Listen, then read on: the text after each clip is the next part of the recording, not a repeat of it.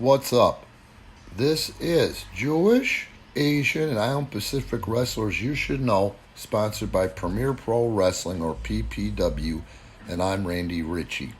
The pinup gal on the left there is wrestler Ida Mae Martinez.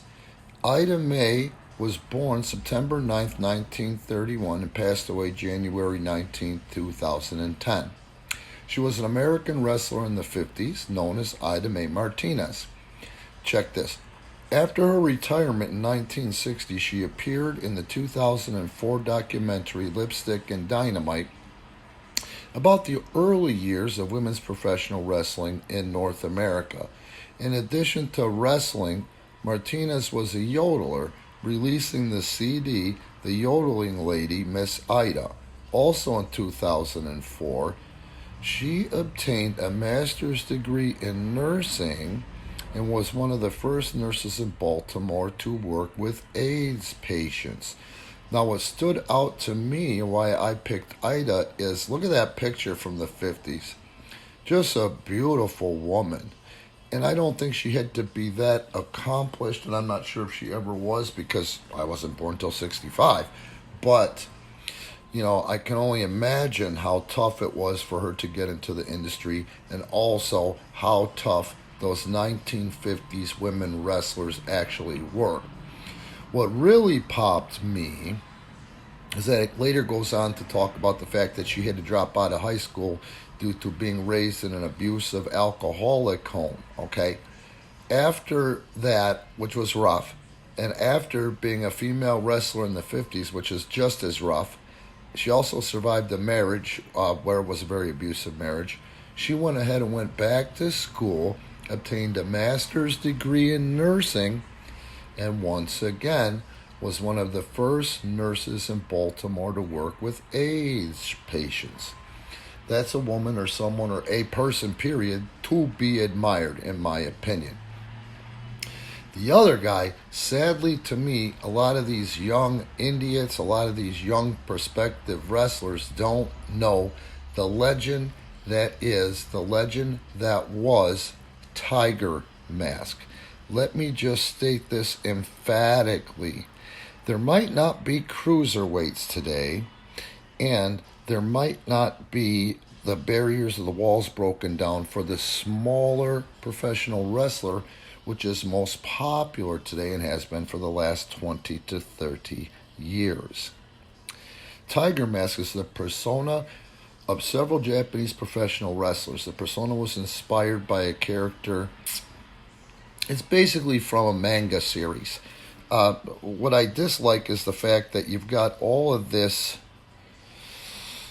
smart marks and comic geeks and all that stuff calling it a comic. It's not. Anime is totally different. This was a cartoon / comic, but anime character from God knows when. I think it started in like 68. It was so big that the New Japan promotion licensed the character in the 80s to create a Tiger Mask character originally portrayed by Satoru Sayama. I like to call him Sammy Lee. And that helped boost their junior heavyweight division. You see, that's when it started. WWF dabbled a little bit. And they actually had, and it wasn't even that hardly promoted because it never got past the testing period. They tested this junior heavyweight division, WWE Junior Heavyweight Division, to keep up with the Joneses. What later became WCW and WA did the same thing with Junior Heavyweight Championship Division. If you guys just get the opportunity, go and look at those early original Sammy Lee Tiger Mask 1 matches. Today they think they've innovated something, but in some cases there are some innovators out there. But this guy was doing it in 1981, I think his career started. I'm talking about Sammy. They farmed him out to go ahead and work every night, and they farmed him out to England where they did the European style round wrestling, and he dominated, and he was such an amazingly huge draw and so over with that wrestling crowd because the innovation is just unbelievable. He never had the same match, and at his size he could work with anybody. He was so over, that even the larger in stature Japanese and Americans worked with him and sold with him. You can see great matches of him with Eddie Gilbert, a young Eddie Gilbert in the WWF, and also, like I said, World of Sport. He's had so many matches there and could work with anybody. And you can also find on YouTube a young Bret Hart working with Sammy Lee, or, like I says, Tiger Mask. It was a huge, huge gimmick. And over there, the culture is so much different. This gimmick, which was so over, was generally geared toward youth and delivered a positive message and not a bullshit message and not just an exploit for money message, man. He drew well and he did well. And someday I'm going to go ahead and do the history of all the Tiger Masks. Unofficially, there was 8. Officially, there were 4. But this guy, just unbelievable performer.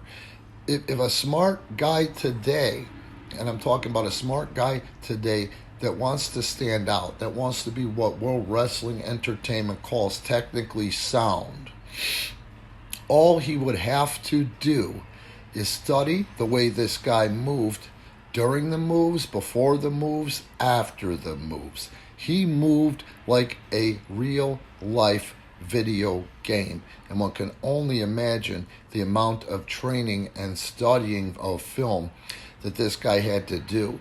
He's also an accomplished martial artist, and then he incorporated those things into professional wrestling. And at the end of the day, if you're a wrestling fan of what we call today the cruiserweights, I guess we still call them that. I don't know what the hell you kids call them today. But if you are a wrestling fan of what you internet guys and idiots like to call work rate, he's the king and the innovator and probably one of the first, at least the most well-renowned of that style in the world. Okay, guys, once again, Jewish, Asian, and Pacific Island wrestlers you should know, brought to you by Premier Pro Wrestling without YouTube commercials. So once again, have the decency, please, to like and subscribe. And if you got a hankering, take a look in the description. The links are there and how to support Premier Pro Wrestling.